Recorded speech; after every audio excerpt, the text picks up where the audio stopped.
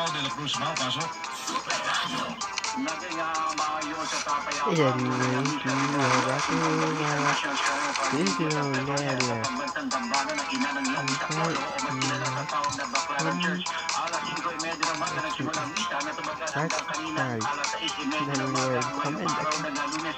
Dalawang full seating capacity pero 11,000 katao ang maaaring magkasya sa loob kapag nagmimisa. Ang mga hindi makapunta o makapupunta ng pisikal sa simbahan ay maaari naman makikita online sa official Facebook page ng simbahan ng Baclaran o sa YouTube. Dalawang linya lamang ng service road sa harap ng simbahan ang nadaraanan ng masasakyan dahil dalawang linya ang sinakot ng mga tolda ng mga stadyo vendor. Ang inyong kapuso, Mau de la Cruz, yan sa Radyo DZWD, dapat totoo. Burkusalan o lalagyan ng tape ang mga baril ng mga polis sa Metro Manila. Ayon kay Police Brigadier General Antonio, Acting Director ng National Capital Region Police Office o NCRPO, bukod ito ay paalalahanan din ng mga polis na bawal ang pagpapapatok ng baril sa pagsalubong sa bagong taon. At po, i-disimula po natin. Pero ang pinakamahalaga po is yung bagong taon po talaga dahil po talaga yung pagpapaputok ng mga fireworks sa LCT. Nakamasabayan po yung pagpapaputok ng fireworks sa pagpapaputok po ng mga baril. Ang tinig ni Police Brigadier General Anthony Aberin, Acting Director ng NCRPO. Binuksan na ng Land Transportation Franchising and Regulatory Board LTFRB ang application para ho sa special permit ng mga public utility vehicle. Ito ay para matiyak na meron pong sapat na bilang ng mga pangpublikong sasakyan na BPI sa iba't ibang probinsya ngayong Kapaskuhan. Magiging epektibo ang special permit mula December 20 hanggang January 10, 2025. Samantala, aabot sa mahigit sa 1,200 kaso ng tuberculosis ang naitala sa Tondo, Maynila. Ayon kay Health Assistant Secretary Albert Domingo, marami talaga ang naitatalang kaso ng TB sa bansa. Umahalat ang TB at iba pang nakahawang sakit kapag hindi natutukoy kung sino ang may sakit at hindi sila natutulungan. Dahil dito, nawagan si Domingo sa publiko na agad kumonsulta sa doktor sakaling may maramdamang sintomas ng sakit. Meron mo kayong mga upo na siguro mga 2 linggo na hindi nawawala o kayo ay pumayat na hindi nyo makaliwanag, hindi naman kayo nag-dieta at kung kayo pinapulit-pulitan sa katapusan ng araw, magpatingin mo, no? Samantala, bagamat pababa na ang bilang ng influenza-like illness sa bansa, hindi pa rin na dapat magpakakampante ang publiko lalo na't kalwat-kana ng mga pagtitipon ngayong Kapaskuhan. Sa panahon ng December, marami nag-reunion, marami nagtitipon-tipon at kapag meron pong mga tao na magkakasama, lalo na kung grupo-grupo, doon po pwedeng tumalon yung mga mikrobyo. Ang tinig ni Health Assistant Secretary Albert Domingo. Samantala, Oakland Iwas Paputok Campaign inilusenda sa Bacolod City. Si Adrian Prietas ng GMA Regional TV. Adrian, pasok! Wow, dari sini.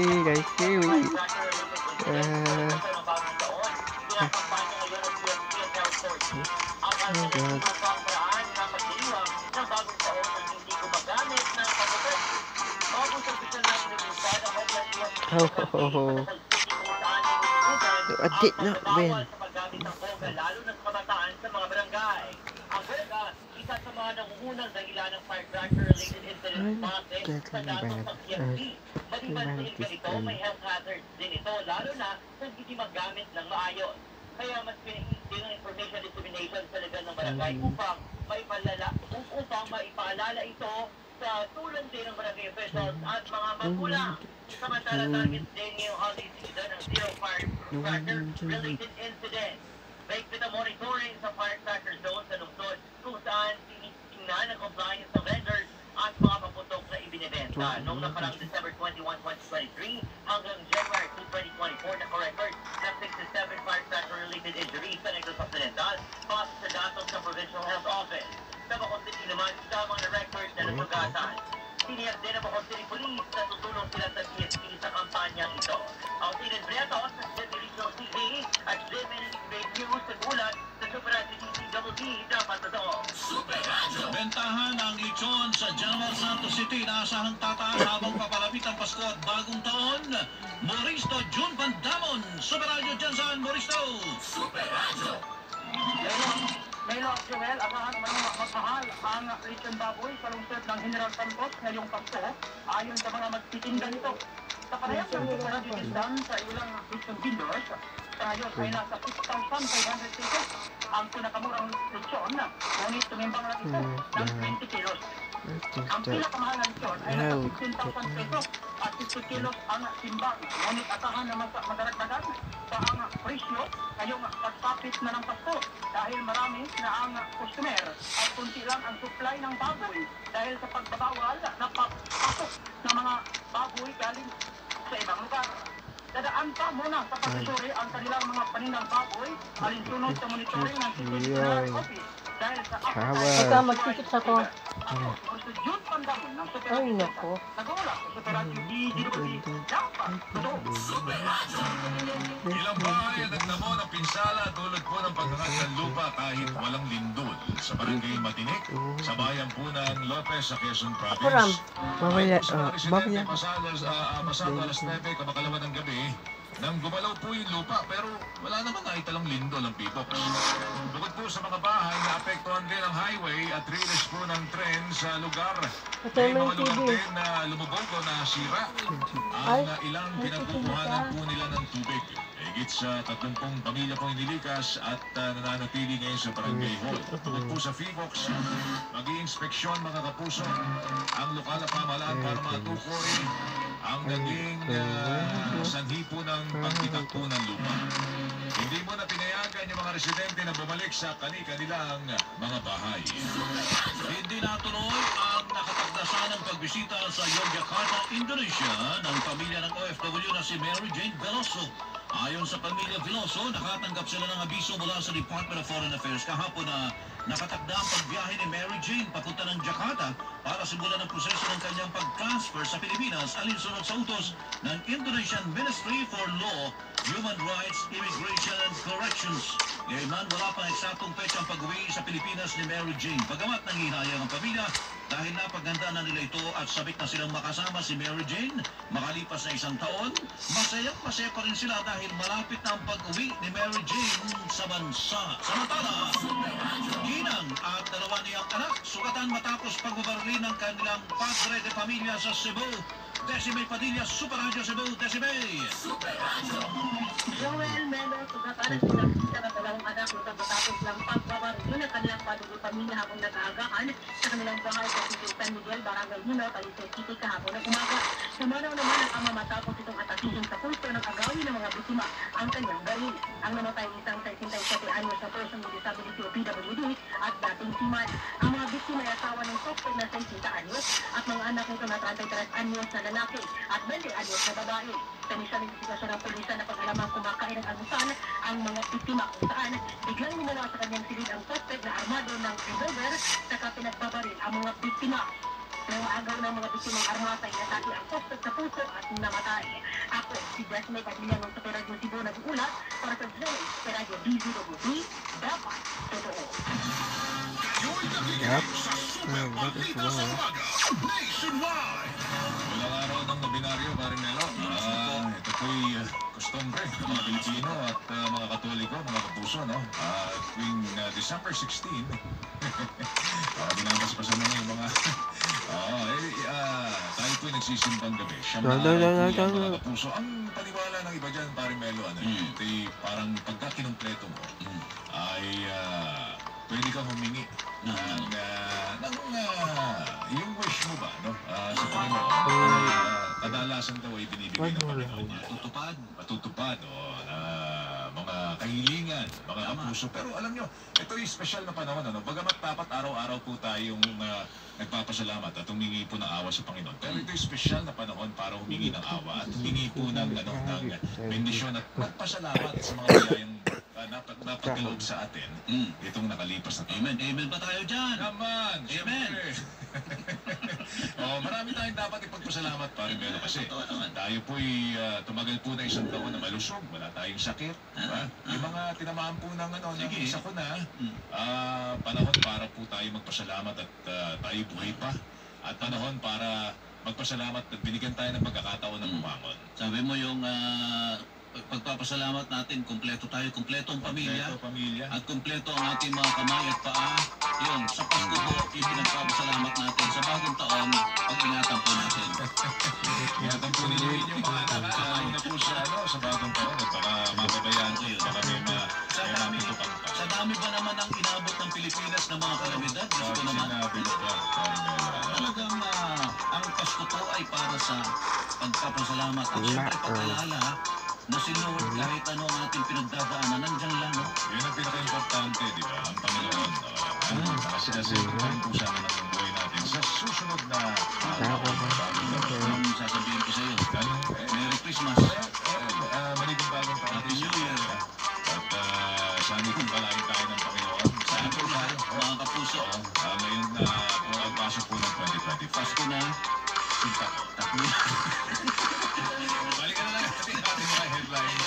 Ito mga kapuso, dagdag presyo sa mga produktong petrolyo. Ang pari. Nakakapampukan. Minsan lang naman. Market price ng itlog at manok, ilang libro ang bumababa, ngunit mataas pa rin ang presyo sa mga pamilihan. Education Secretary Sani Angara, positibo na tutugunan ng Pangulong Bongbong Marcos ang pagtakya sa 12 billion pesos na pondo ng Department of Education sa susunod na taon. Dahil tiniyak na hindi tataas ang kontribusyon kahit walang idalaang subsidiya para sa ahensya sa susunod na taon. Task Force Kanlaon, inatasan po ang ilang lokal na pamahalaan magpatupad ng forced evacuation sa loob ng 6-kilometer danger zone sa Bulgang Kanlaon sa Negros Island. Mahigit sa 1,300 individual na nakatanggap ng confidential funds ng Office of the Vice President, walang record sa Philippine Statistics Authority.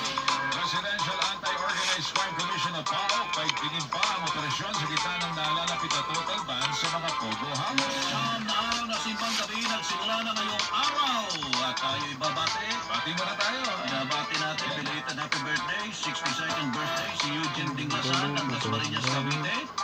At nakalimutan ko batiin to nung Friday. Ang pagbati galing sa kanyang wife, si Lina. At saka yung Knights of Columbus Council 18380. 18380. Yan, nagpapakain sila. Yan, may food for families program. Very good. Nabigyan ng appreciation ng Luzon South State Council. Sana patuloy niyo po, patuloy po kayong tumulong. Itong mga bago abogado pa rin, di ba? Na-i-announce po yung mga, binaba yung passing grade, 74, dahil sobrang hirap. Nitong bar exams na ito. Kaya congratulations po doon sa mga bago pong abogado. Lalo na doon sa anak po ng aking kaibigan, si Attorney Adrian Honrado. Attorney Adrian Honrado. Congratulations sa iyo. Ang pagbati galing sa tatay mo si Rodney.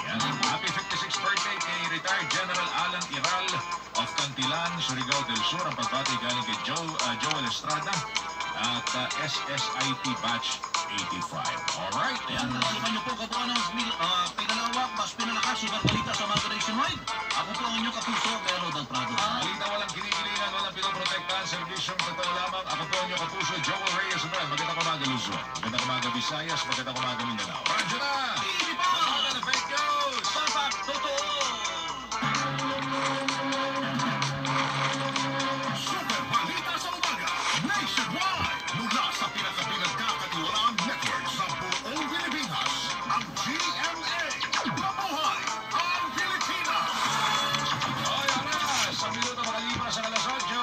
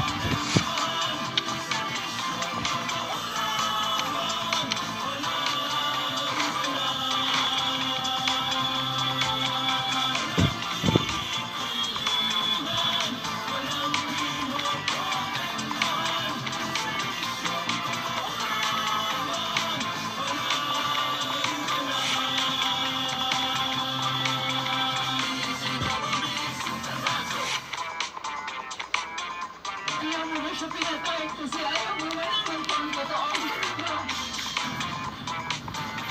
Kaya mo hanggang ngayon kasi.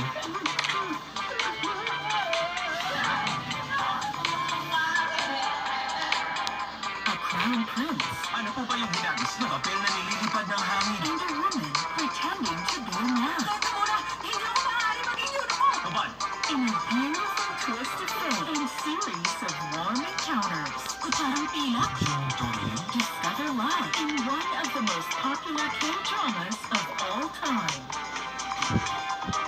Ang pangalan ko, Liam. Love in the Moonlight begins December 16 on GTV. Ang pagmamahal niyo sa amin at ang pagmamahal namin sa inyo ang lumilikha ng isang malaking pag-asa namin na araw-araw.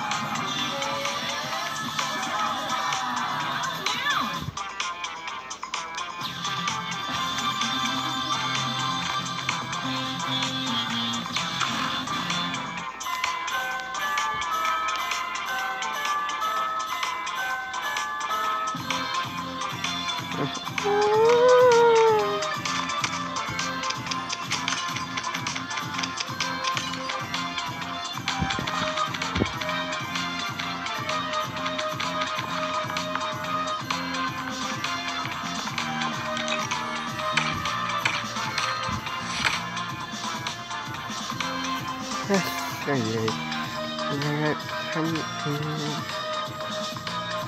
Dark Horse. Goodbye then.